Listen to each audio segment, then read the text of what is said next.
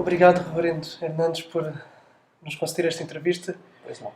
E eu gostaria de lhe fazer algumas perguntas. E a primeira é que elementos é que devem fazer parte de um momento devocional de um cristão? Porque às vezes chegam pessoas e perguntam: eu quero mais de Deus, eu quero buscar a Deus. Por vezes podem ficar um pouco perdidas. Então, que conselhos práticos é que o irmão poderia dar? Pois não. Primeiro, é importante destacar que a nossa vida devocional, a nossa vida de intimidade com Deus, de comunhão com Deus é vital. E isso pode variar de pessoa para pessoa. Muitas vezes eu lia os diários, as biografias dos missionários, dos avivalistas do passado. Tinha hora que me dava um certo complexo de inferioridade em relação à vida espiritual deles.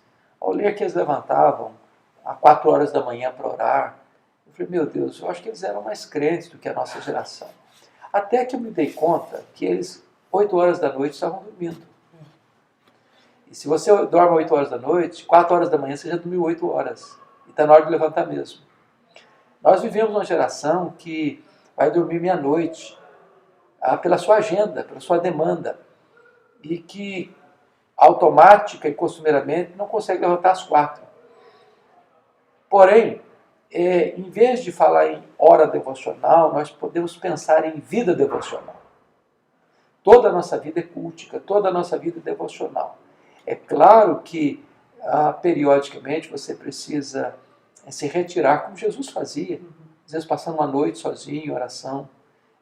Tem hora que você precisa, em vez de dirigir-se à multidão, recolher a solidão para buscar a Deus. Mas os componentes essenciais são, de fato, você ter aquela disciplina de estudar a Bíblia, de ter um tempo para você se concentrar, fazer uma leitura devocional. Não estou falando de preparar um sermão, preparar um estudo, mas ler devocionalmente. Mergulhar na Escritura, ler com o coração aberto para ouvir o que Deus tem para falar para você particularmente, sem o compromisso de, não, eu estou querendo fazer isso para partilhar com alguém. Você ser abastecido. E ter vida de oração. E quando Paulo, por exemplo, escreve que nós devemos orar sem cessar, é claro que Paulo não está querendo dizer que você tem que passar 24 horas por dia em oração, mas você tem que ter vida de oração. Você está no seu carro dirigindo, você está buscando a Deus em oração. Você está numa atividade doméstica, você está vivendo uma vida de oração. Você, enquanto vai fazer uma visita para alguém, você está em espírito de oração. Você se dirige à igreja para pregar, você vai nessa dependência, nesse espírito de oração. Ou seja, essa sintonia com Deus, essa harmonia do seu coração com o coração de Deus, eu chamo isso de vida devocional, mais do que de hora devocional. E esses elementos são vitais. É você estar sempre antenado, sintonizado com o coração de Deus. Então tem esse tempo que a pessoa tem que procurar isolar, ao mesmo tempo ela pode, na dinâmica da vida. Agora, não dispensa não exclui o outro. Porque há pessoas que dizem, durante o dia eu oro, eu falo com Deus, já não preciso de separar um tempo. As duas coisas são vitais. Porque nós devemos entender o seguinte, que Deus é prioridade. Se Deus é prioridade, então eu preciso ter o tempo para eu estar com Ele a sós. Isso é vital. Então, eu aprendi isso. Quando você reserva esse tempo para Deus, aquela hora vai ser a hora mais deleitosa, mais prazerosa. Se você não tem essa disciplina de ter um tempo com Deus, aí você não tem mais sintonia, nem deleite, porque você não fala com o estranho deleitosamente. Vira uma fala muito superficial, muito rasa, muito rápida também. Então, esse tempo com Deus é vital, mas ele não exclui a sua vida devocional. Quer dizer, ao longo do dia, por mais intensa que seja a sua atividade, você deve estar sintonizado com Deus em oração. E em relação ao tempo de oração, será que às vezes pessoas podem pensar que orar mais é sinónimo de estar a consagrar mais ou de crescer mais espiritualmente, mas muitas vezes na Bíblia encontramos orações mais Esse é um Mais ponto curtinhas, não é? importante. Porque eu acho que se você pegar, você tem todo um período que a pessoa, como Jesus passa uma noite inteira em oração, e você tem orações relâmpagos, com oração de Neemias, de estar diante do rei Artaxerxes. Então, a Moody tinha uma fala interessante. Se você tem vida pessoal, intensa de oração, as suas orações em público vão ser curtas. Vão ser curtas. Eu costumava dizer, quando ele ia deitar, eu falei, Senhor, eu estou indo dormir. Boa noite. A forma muito informal dele afirmar. A vida dele era a vida de comunhão com Deus. Então, essa ideia de que eu tenho que fazer uma oração longa para Deus me ouvir, era dos gentios. Estava comentando que nós fomos uma vez, 4 pastores, fazer uma viagem de mais de 500 quilômetros, fomos uma palestra sobre avivamento, e nós retornamos essa viagem, uma viagem de 8 horas de carro, numa ininterrupta reunião de oração. Então nós começamos a orar da saída até a chegada, 8 horas dentro do carro.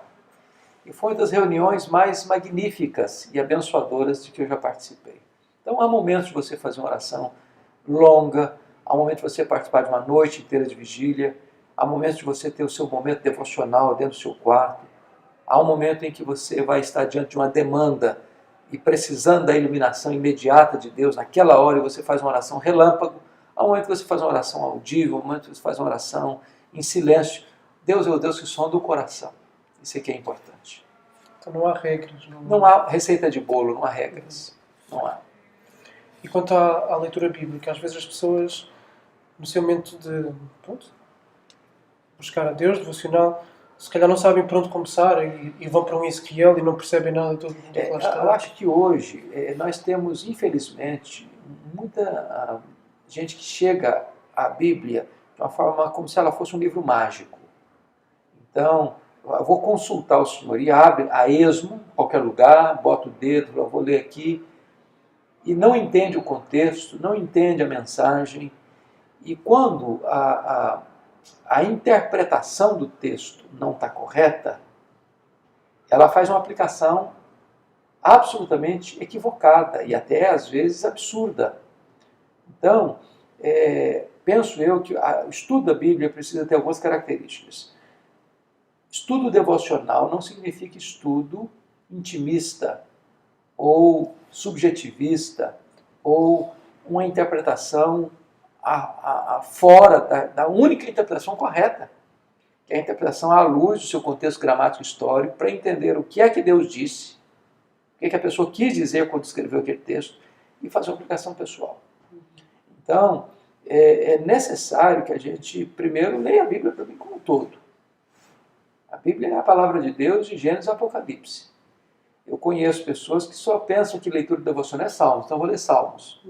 Mas não sabe nada do Pentateuco, não sabe nada dos livros históricos, não tem nenhuma familiaridade com os profetas, sejam maiores ou menores, desconhece o Novo Testamento. Então, eu acho que nós temos que conhecer todo o desígnio de Deus, toda a palavra de Deus. É claro que você pode fazer uma opção, vou começar pelos evangelhos, hoje eu vou ler o livro de Atos, amanhã eu vou ler as cartas de Paulo, eu vou ler as epístolas de João, eu quero abordar os profetas menores, eu quero estudar o Pentateuco, ou seja, conhecer a Bíblia toda.